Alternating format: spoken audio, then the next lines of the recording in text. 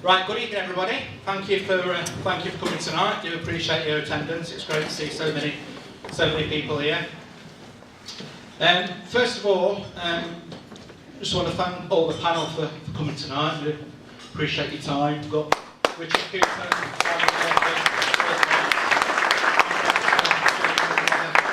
John Manshaw.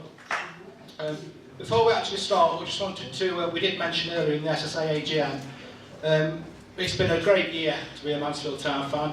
I think since we last had the forum, we've played Liverpool on worldwide TV. We've run them really close in the FA Cup third round. We've got our Football League place back. We've won Football Conference Champions.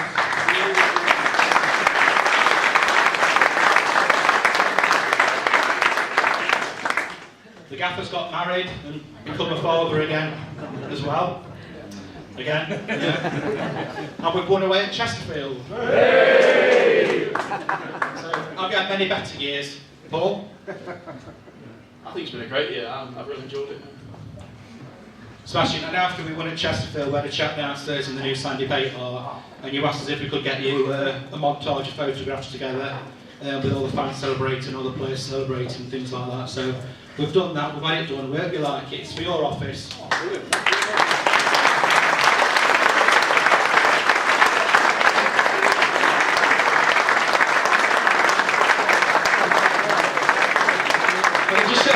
Thank you very much for everyone that's put that together. It's I said to Dino after the Chesterfield game, I walk up the stairs to my office and it's got things about bribery scandals and that as I'm going up the stairs. I just thought we'd like to freshen the place up with some, with some lovely pictures of the boys winning at Chesterfield. So really do appreciate that. Thank you very much.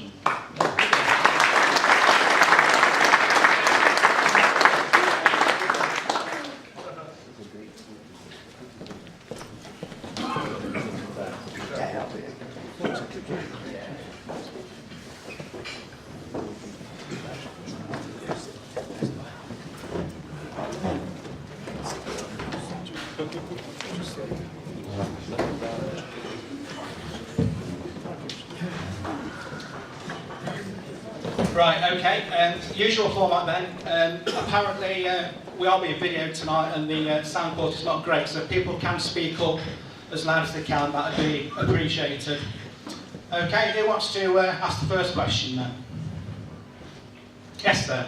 I think our current manager is quite unique in that he's got a chairman willing to spend money. First time I can remember this happening. And I think that money has brought some success. However, recently there's been a bit of a downturn. Now we all have heard about some things about the Adam Murray situation.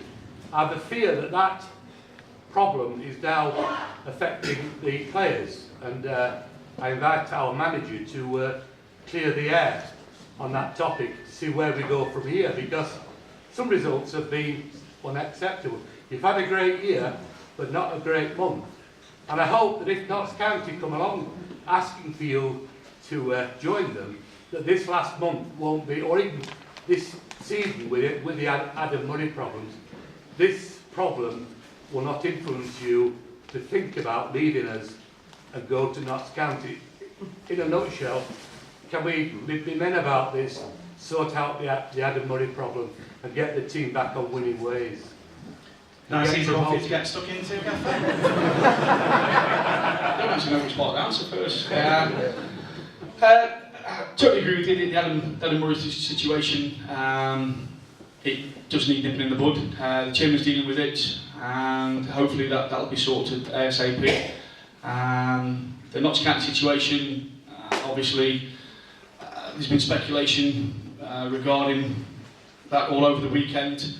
As far as I'm concerned, like I've always have been, if there's been an approach to the football club, to myself, or to the chairman, we've got an honest relationship. I've been honest with him, he's been honest with me, and as far as I'm concerned, I've not heard a thing from Notts County.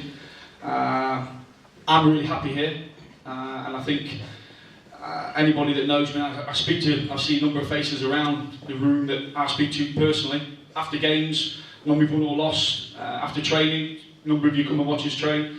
And I think a lot of people will know and understand me is that I'm not a get-rich-quick scheme kind of person. I'm more into happiness and I'm enjoying my football. I see this as a massive project. I think there's a ton of potential here, and the things we're trying to instill at the club in terms of the youth setup, good kids coming through to the first team, and to take the club into the high echoes of the league is what I'm all about. Anybody that doubts that will only have to see my past. I spent a number of years at a club that wasn't a big club, but I enjoyed the thrill of the chase and taking them to a position where I think they would understand it. It was probably beyond their means. So yeah, I'm happy here. I'm working for a good guy that understands me, because I'm a little bit complex sometimes as a person. But I'm happy. I live half an hour down the road. I've given my all for the football club. As I say, as anyone that knows me, we work extremely hard. We think that we're getting there in terms of the bigger picture, the playing side. But we're going to get some bloody noses. There's some big clubs at this level of football. But what I said after Saturday is that there's a number of football clubs below us in a different league, and also in our league, that would ultimately want to swap places with us. And we keep getting told, and it annoys us, if I'm going to be totally honest, that we're overachieving at this minute. We got told on Saturday again that we're, from the Plymouth lot, that we're overachieving, and that doesn't bode well with me. I just think we can take this club as far as the chairman and you guys want to take it, if we stick to the same mindset that's took us through the last 2 years. So yeah, I don't know if there's anything else I need to answer on that, but I'm happy here. There's always going to be speculation. If we were bottom of the league now, there'd be speculation about me losing my job. I understand it. I understand when we got off to a bad start last year, there was a lot of people that didn't want me in a job, and it's a tough job. It's a tough job to be in, because you can't please all the people all the time. But at this minute, I'm really happy, I'll be totally honest with you. I know I've got 100% of you guys' support. My staff have, the players have, and that means more to me than sort of stepping over a lot of people to get to where supposedly I want to be. I just think in logical steps, really patient steps. At some point, I'm going to leave the football club. Everyone knows that, whether I get the sack or whether I move on to bigger and better things. But I think there's an awful lot we can achieve at this football club at this minute, and I want to be part of it, and I want you guys to be part of it, and let's go and enjoy it together, like I did, with the previous club.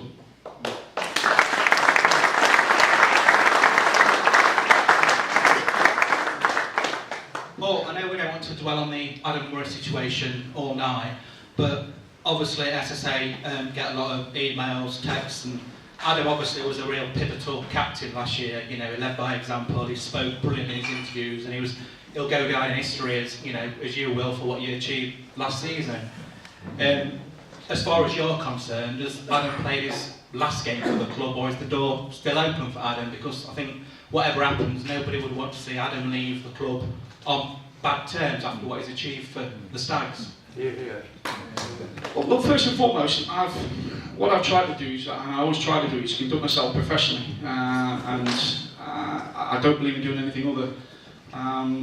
There is a lot that's happened behind the scenes, but that will be purely behind the scenes. I'm not one for writing on Facebook, or text me a while to write normally anyway. I mind writing on Facebook or to tweet, and that's how I continuously do it. Now, at some point, I've probably got to make a statement and tell people kind of my side of the story. But, and I reiterate this, no one's bigger than the football club, not the manager, not a player.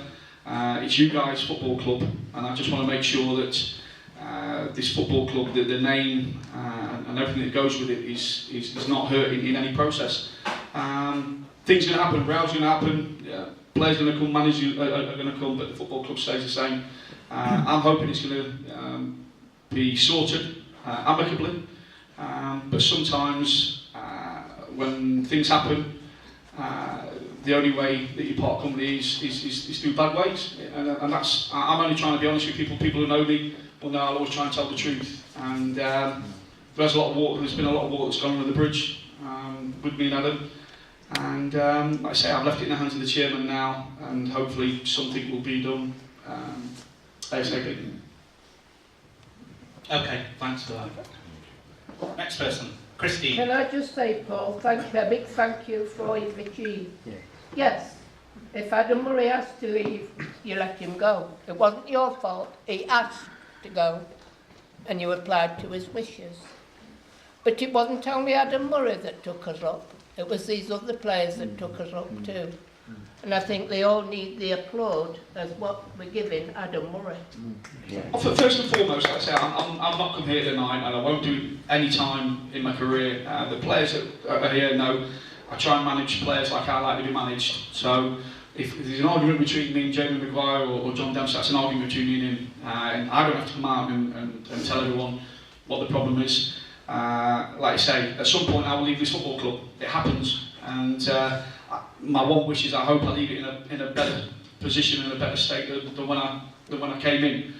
Sometimes it happens, sometimes it doesn't. But I just think sometimes this scenario is sometimes shadowed, like you've just said, what a lot of the other players have achieved here.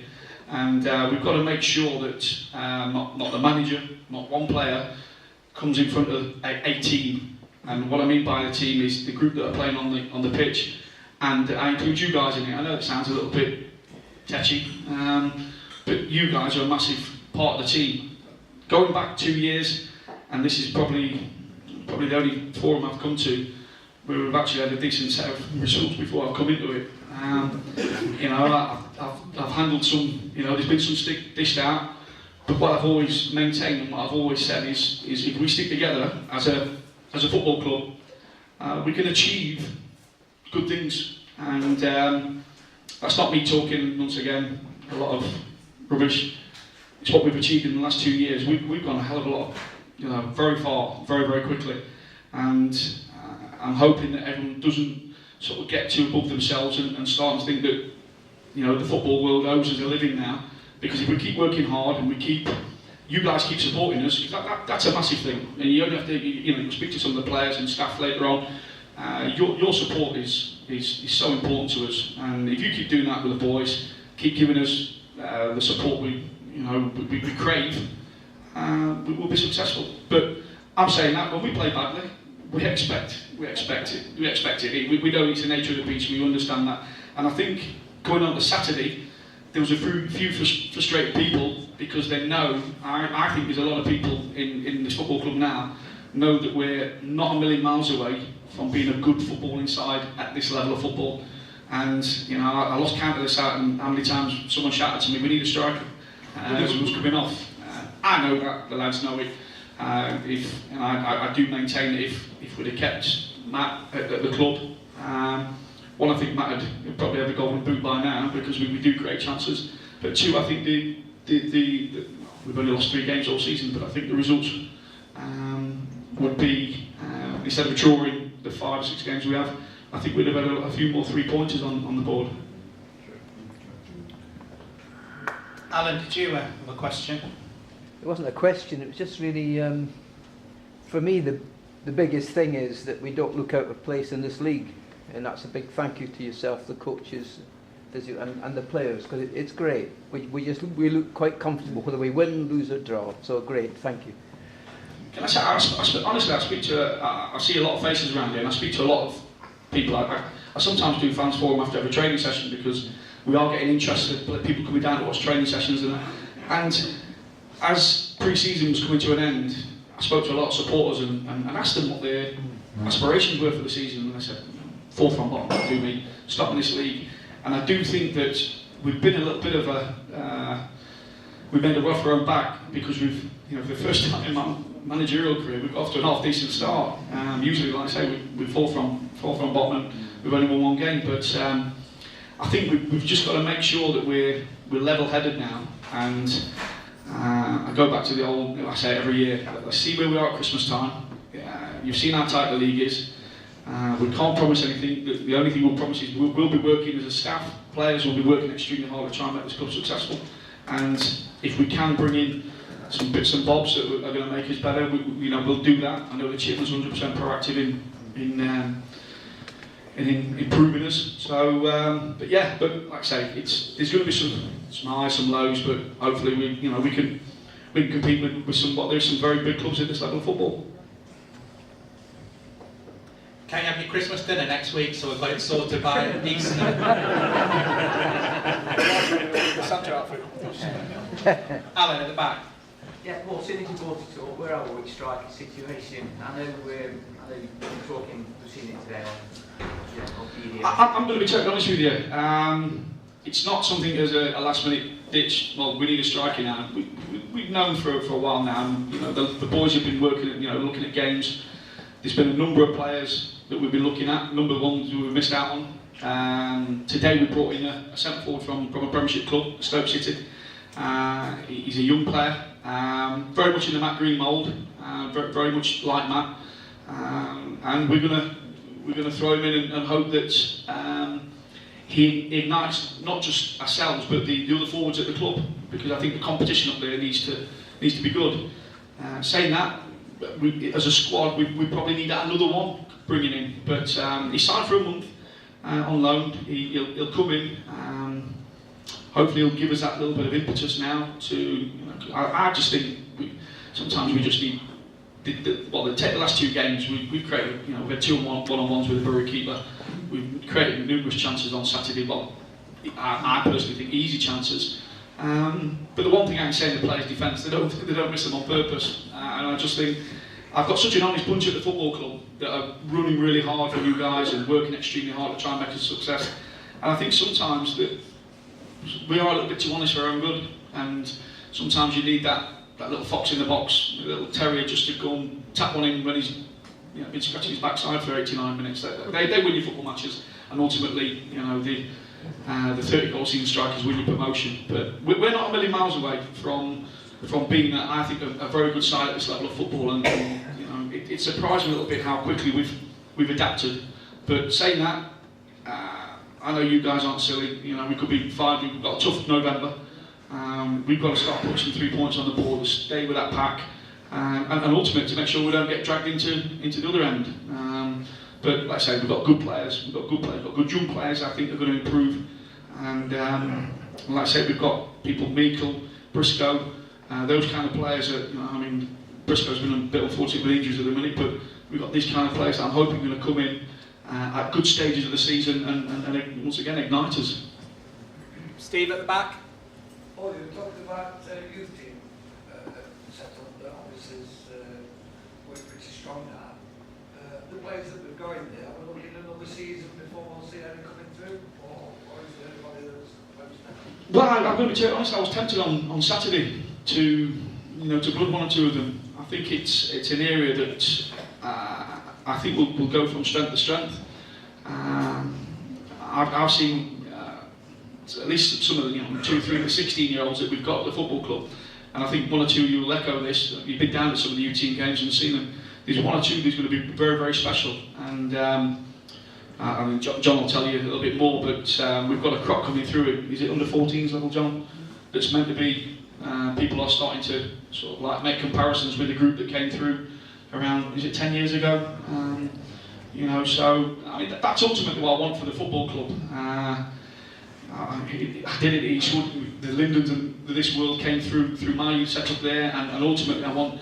It's a young man's game. I want good young homegrown players to come through to the first team. And this is not me making a statement again, because I prefer being honest. I tell you, if I just wanted a team of elderly blokes that were going to make me a success, but it's not about that. It's about ultimately when I leave this football club, for good or bad, that I've left it in a good position where it's stable, the infrastructure's good, the kids are coming through, and the whole football club. We're giving you guys something that when you're walking around Mansfield in your shirt, that people actually associate with that shirt and can understand it's a club that's successful. Shall we bring John in at this point? Do you want to just mention what your role is at the club and how you've settled into the role of the club?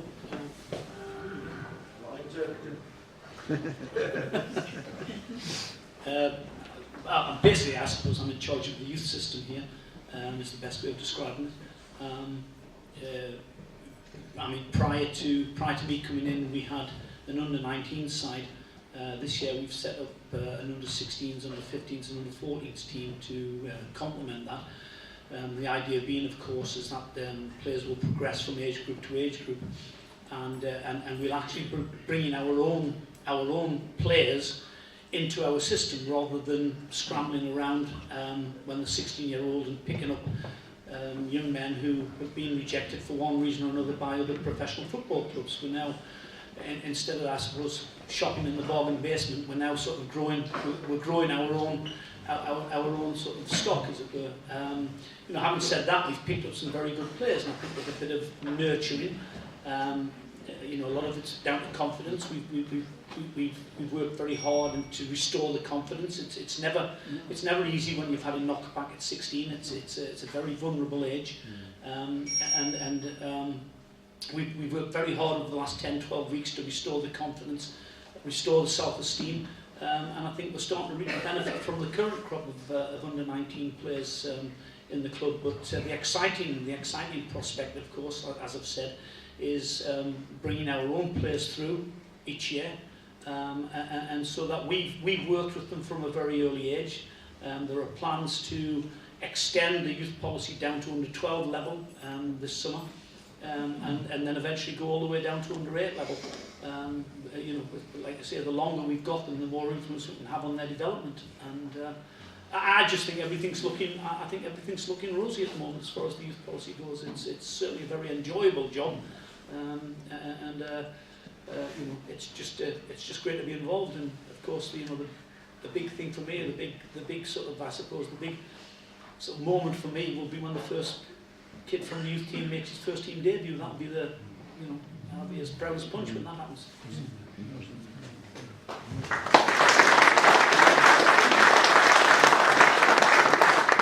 Thank you. Pete, you've got a question. One for Simon. What's the latest with the bunch of injuries? Mr. Riley, The bunch. The bunch is quite big at the minute. We've been a bit unfortunate. Obviously, we had Clemo got injured. He did a medial ligament injury at York. So he's done quite well. He's about 5-6 weeks down the line now. He's probably got another 3 weeks to go. He's stepping up this week, doing really well, and then next week he goes to St George's Park. So I don't know if any of you used to know about Lilleshall, which used to be a setup where the injured players used to go for the FA. They moved it all over to St George's Park now in Burton. It's like fabulous setup there. So he's going to go and stay in the Hilton Hotel over there for a week and get treated like an England player, which I'm sure he's going to love. So he's going to go there, and hopefully that'll kick his fitness on, and we can get him back into maybe having a reserve fixture, and then back available for selection for the gaffer. We had Ryan Tafazoli, who was away with the reserves at Hull, played at North Therapy. He got another medial ligament injury, and he's been joined by Louis Briscoe, who also did his medial ligament. So we haven't done anything different, I promise you, because we didn't have any medial ligaments last year, so it's been a bit of a pain. But Ryan's only a couple of weeks away. Briscoe's probably more looking like a month away, so Briscoe's been quite unfortunate at the minute. But they're all pretty positive. Obviously we had Alan Marriott, who couldn't play at the weekend. He had a spasm in his back, but he's not too bad. He will hopefully be available for selection for the weekend on Friday. I'm trying to think who else we've got in there. We've got too many. Riley as well, yeah. Riley was an interesting one. He never does anything in half measures, so he felt a pop in his Achilles. It wasn't his Achilles, it's actually a little muscle at the back of your Achilles called your plantaris, which about 5% of the population are born with, and he managed to have it, and he managed to rupture it. So we were all thrilled to bits with that one. But he's only going to be about a month. He's probably got about 3 weeks left, and then hopefully we can have a full bill of health, and I'll just sit back and have a rest for a little bit. We'll see that time comes. Dennis? John, Jamie, welcome to the Dragons Den, if you like. As club captains at the moment, for one reason or another, FA Cup rears its head a week on Saturday. How easy or difficult is it to prepare against St Albans away compared to Liverpool at home? It's very much the same, really, in terms of preparing for the actual game. Obviously, the Liverpool game brought different things in terms of media attention. I don't think we'll have the Sun and the other papers here for the St Albans game. But in terms of on the training field, it'll be very much the same. It's not an easy tie by any stretch of the imagination. I think we spoke earlier on, and you mentioned that Liverpool was a massive game for the supporters of this club and the players and everybody involved. And when Mansfield Town come to town, it'll be similar for them. We're a league club, doing well in the division, and they'll be looking. There's no doubt about it. They'll probably be happy with a draw to come to play here at this ground, but they'll be trying to beat us. There's no question about it. So preparation is very much the same, but we're fully aware that it'll be a tough game. Jamie, just bring you into it. You're settling down at Mansfield Town. You're enjoying life at the Stags? Yeah, I'm loving it.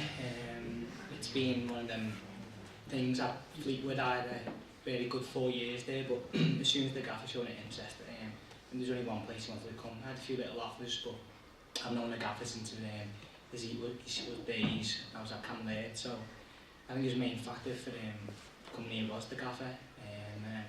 As soon as you come in, you see the fans and the infrastructure of the club. It's unbelievable.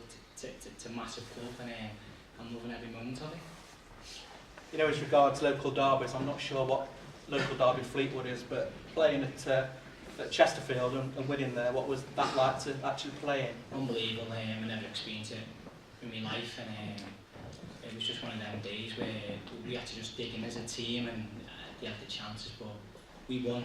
That was it for the fans. The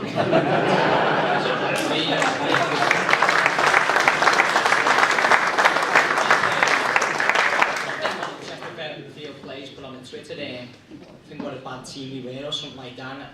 You can get so easy on Twitter to bite back, but I actually told him straight when he came here. I said, I thought you'd have a order saying that. I said, it's not just us as a club, it's the fans as well.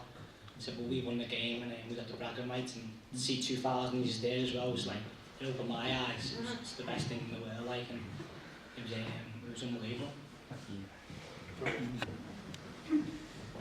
Brilliant. Yes, Pete. Question for John Dempster. Last Tuesday night, what did you do through your head before? I was a little bit worried this would come up. No, being 100% honest, the ball kind of spilled out, and I thought it was going to be a 50-50 challenge. It kind of ended up not so. And it wasn't until their players reacted so strongly that I thought I could be in trouble here. And I mean, I spoke to Coops afterwards, who was a bit of a tough tackler in his day, and he said to me, you've got to be careful these days, you can't really. You've got to be careful going for tackles like that, and I agreed with him. Because times have changed, referees look to protect players now. And looking back, I should maybe have stayed on my feet, or maybe got a little bit, the ball would have helped. But I'm disappointed to be suspended because I felt the form was quite good. But fortunately enough, we've got a decent squad here, and you only have to look at the calibre of player that we can bring in, and it really bodes well for the football club. Good question. I thought you'd done well with being here half an hour when you escaped and so far. So yeah, chap in the middle. Has the chairman set the manager and his staff a target for this season, i.e. promotion? My fear is that Mr Radford did tell us that being chairman of this club is costing him £1 million a year. He may be happy with that. I don't think Lady Carol is. I think she should be very careful with the purse strings now she's got a family to support in that mansion of theirs. Is there a target? If you don't achieve it, do you fear for your future? Are you guys on a bonus if you get promotion? I wonder how long your contract is, because, as I say, I can't see the chairman, with the money he's putting into this club, being happy unless we continue to progress. It's about 6 questions there. I'm not sure which one you want to go for. Or none. You don't want to answer any of them. I've got a great relationship with the chairman. I had one with my previous chairman, and once again, going back, anybody that knows me personally knows that I'm in this game to do one thing, that's win. I take it personally when we lose. You know, I've cried my eyes out a few times, especially in the playoff semi-final in the first season here. I wear my heart on my sleeve, and I think what you'll get from myself, my staff, and everyone that's associated with this side is you'll get honesty. And I think the chairman understands that, and I think the chairman could set me whatever target he wants, but he knows that I'm fiercely competitive, and I set my own targets, if that makes sense. Which is what? Well, to try and win every football match. And you know, we've had an incredible 2.5 years. I could go back to the Eastwood days when the last 5 or 6 years have been incredible for me and people that have been there with like Coops and John. But our past is nothing. You know, what I achieved last year, what we achieved last year is totally irrelevant now. I always want to challenge myself and I always want to push myself, and the boys will tell you, the players will tell you, we continuously trying to raise the bar with each other. And when you've got that mindset at a football club, it's quite a potent thing. And I think the chairman knows me personally enough and like I say, I can remember him coming out, I think it was in the close season, the season before we won the championship, and I think he said something like, we'll win it by Christmas time, I think. And I just thought, oh, here we go now. You know, I've not won a game in the first 4 games that I had people crying for me, you know, calling from head on a play. But I think what I'm openly trying to say to everyone is, you have to put pressure on yourself in this business, as you do in life. And what we've achieved in the past means nothing now. It's just chip paper. Don't get me wrong, with some nice photos, but unless we keep raising the bar and try to reach it, you're quickly lost in this game. So, in terms of answering the question, chairman openly says to me, I want to be in the championship. My reply is, so do I. And you know, hopefully as a whole team, and I keep talking about the word team, is that you guys, the staff, the players have all got to be pulling in the same direction. I personally think we can achieve it. It might take us a little bit longer than the next 2 years to probably get the championship, but I just think football isn't a quick fix. It's a long-term goal. Like I say, we want the kids coming through, we want the infrastructure tightening, all the facilities at the club are slowly getting better and better. And like I say, when it eventually, you know, everyone calls time on me, or either way, I move on. Hopefully we've left the club in a position where I can turn around to you guys and you turn around to me and say we've both done each other proud. You know, Paul, when we went home, I think every one of us here said, if we establish yourself in this division and then go for it. So why people are so cantankerous, I just don't know. We've got Mr. Lamley at back, so I'm not sure there was a question there. We've got Mr. Lamley. Do you want to make your point? Paul, you know when you get this new centre forward in, who's your best then? Who you've got now to play with him up front? I think sometimes I've got an abundance of riches. I think Calvin Andrews started the season well in the role we asked him to do, but. You can't play really.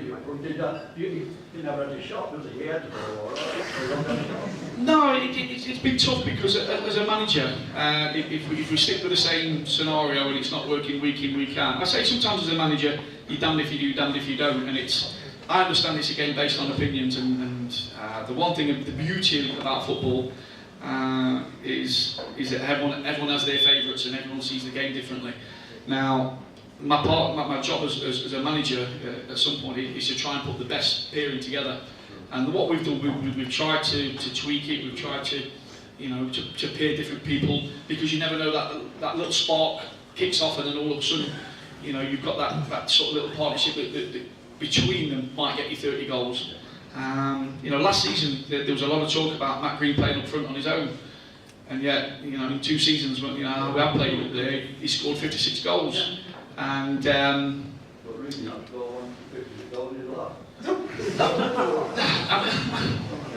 I think really brings a lot to this football club, and I think he's established himself. And I'm only going on what I hear the supporters sing. He's got his own song now, we're talking about, we've got a group of players, if I'm going to be totally honest, are going to get better.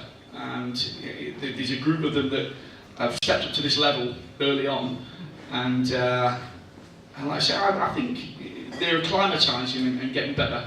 What we do need is sometimes we need adding to with that little bit of extra quality, which will bring out the better qualities in other individuals. I think that's what I was trying to say. But I tell you now, with the boys we've got, and I know opinions will vary whether they're good or bad, we haven't got many, I'd like to think not even one, that doesn't come out there on a Saturday afternoon and really work hard and put themselves through the mill for you. And you know, they appreciate all you give us. You know, the support. The support this season's been immense. So when we come away, you know, we walked out the tunnel away from home, and it's been frightening. I speak with Dean now and speak with a couple of the lads, and I always try and, you know, tell them just the feedback from the boys is just stick with us and keep supporting us, because ultimately we will. It might need tweaking here and there, and there might, you know, as we progress through certain levels, they might need that extra bit of quality bringing in. That's, you know, but sometimes you can go and change everything overnight, and you can have a lot of good players, but without the ethics and the morals that, you know, the group that you had in the first place. So it's not, you know, small steps at a time, and hopefully, like I say, all we want to do, we want to go in that Christmas period, be within touching distance of some very big clubs at the top, and if we do that, hopefully, you know, we can have a good second half of the season as well as an half decent first half. Okay, Dev, just want to say a couple of words, and then we need to break for 10 minutes for refresh your glasses. Yeah, I just wanted to add to that quickly. In terms of scoring goals, as a group of players, we understand we probably need to score more goals. But I think it's slightly unfair to single out individuals as you have there, because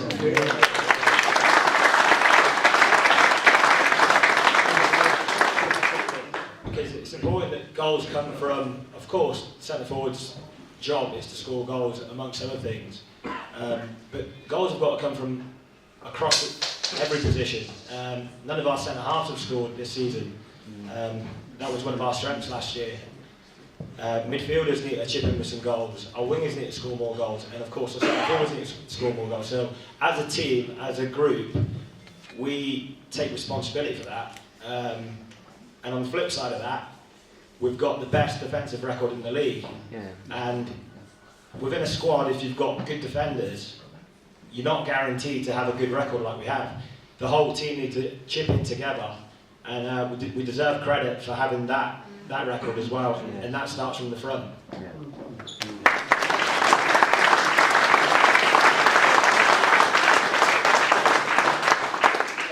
Okay, thanks so much. We'll have a short break for 10 minutes.